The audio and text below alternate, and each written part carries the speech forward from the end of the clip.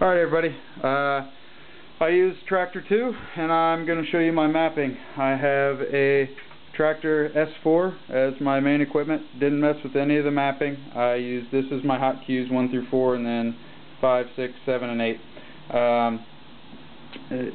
Of course I got effects 1 and 2 up there, but down here these are my controllers for 3 and those are my controllers for 4 on the effects decks.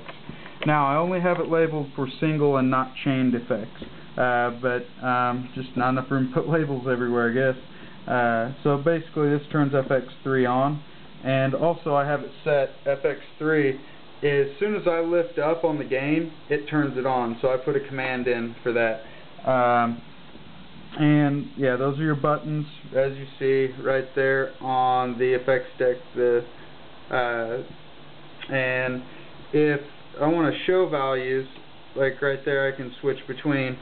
That button right there will show the values if I need to see them really fast. Next is this will scroll the browse screen. On the S4 you have the browse too, and I calibrated it so they run the same speed, so when you go between the two and you're scrolling through, they feel the same when going between the two controllers. And so I have the shift button set right here. If I hold that in, that is so I can delete a track out of the sample deck. So if I want to delete, say, the 4th one out, as you can see, I delete the 4th, or I can, let me see if I can get my hand across here, there, delete 3. But when the shift button's not held in, this just fires the sample, and when I release it shuts off. And this right here will well actually let's go down to this control here. These set for if it's going to play once or keep looping if the play command's going, which you can see right there, it's switching between. If I hit right here the play button, it'll just keep playing because as you see the light's on here, so it just keeps going over and over and over.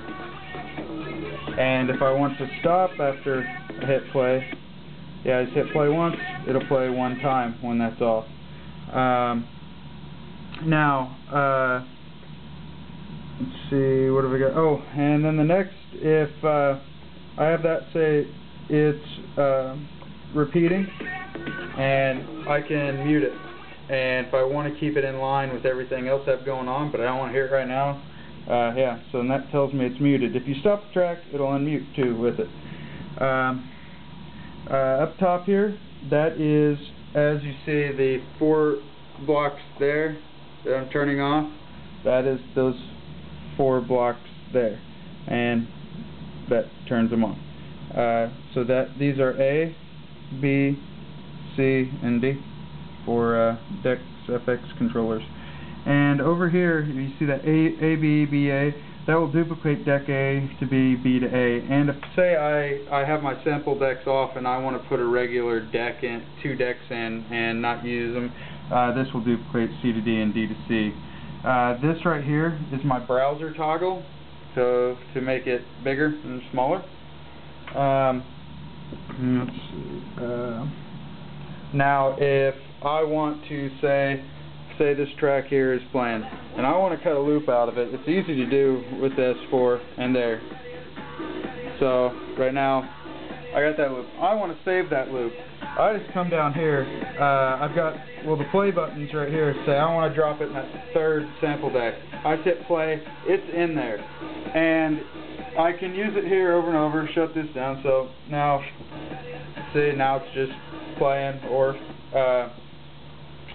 and if I want to I want to save a copy of that so I can use it later, I come down here, as you can see I got it labeled load and save. So if I want to save that right here, I just come, as you can see it says C1, 2, 3, 4 as C deck, D deck for sample decks. And if I want to save it, this blue button right here on save, bam, it saves it to my library.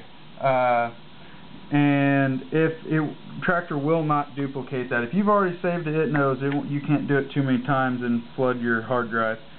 And now, if I come up here and say I'm in my samples, and I got all my little samples here, whatnot, and I want to send that to one of these decks. So I want to send that to number 2 there. That load button right here, number 2, will send it right up to that one. Bam, it put it in. Alright, moving on. Let's see, right here, this tap tempo I left. So tap tempo's a nudge. Then over here, these are to move my, if I come up here and, oops, alright, and I got my master beat clock there, and I want to move it up. I've got, well, it says +1, -1, but it actually goes a half a beat at a time, and these go a 1/10 of a beat if I go left and right. If you see there, it goes a half a beat at a time, and if I go down, with the right one, actually it's like less than a 1/10, it's 0.2 each click. But I just put those numbers there to differentiate better. Again, shift key for those there, they light up, so I know what the shift key is affecting. I might put some other shift commands in later and they'll do the same. If a shift command affects it, they'll blink. Okay, and then I got all my knobs here. A lot of people have trouble figuring out why the APC40 will not work with other mappings. You go 8 control changes up, you send one of 3 signals to tell it either a volume. This is like a volume fader, so as you can see it goes up, and then you have your pan type of fader. So these are my sample deck controls. This is for C1, 2, 3, 4. That's volume. These are the filters. So each one has its filter. And down here, this is for the D deck, the right one. And the same thing, volume, filter. Now, the beauty of this is when filters go to middle, it automatically shuts it off. The green lit up buttons you see beneath both of these sets, let me just turn some of these filters on here. If I want to shut the filter off, bam, instantly off. Hit that and it resets them to the center settings.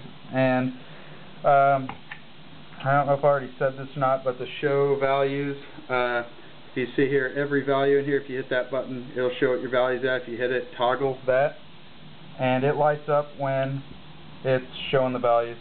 This is tick for the metronome, as you can see right there. This will record if, let me go over here, bring this up. Now this is just a central recorder. I can't find a better recorder than what's built in with Traktor. I mean, it's amazing. So if you just hit record, it starts recording everything I'm doing right now in Traktor. Now this is, if you're loading a track and it's not analyzed and you need your beats matched up, this will analyze whatever track is in deck A, and that will instantly analyze whatever's in deck B, if you're afraid your beats are off or whatever.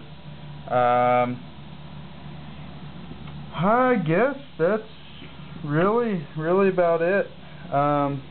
But that's my APC mapping for this, and that's for an APC. So basically this is mainly used for effects in the sample decks, and this is for the track decks. So I mean, I am in complete control with this thing. It's amazing. I guess that's about all I got.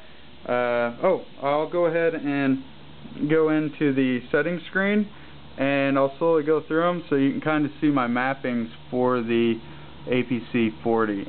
Let's see here. So if you're curious, let me shut off that light so you don't have as much glare. If you're curious what they are and you can see all this, let me see here. But there is everything I've got. Let me put them in order, it'll make them a lot easier for you guys.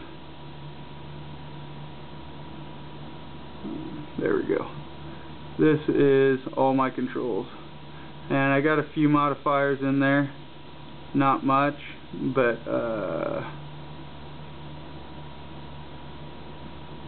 so you can, I hope this gives you a good understanding of everything I've mapped for that APC40.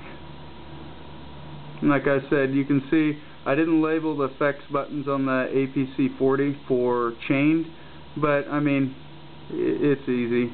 Anybody can figure that out.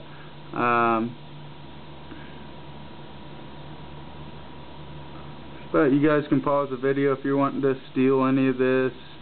And if you guys want it, you can email me.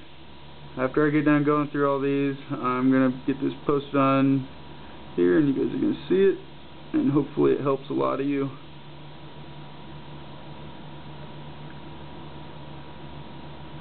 But yeah, this took me a long time to do, for sure.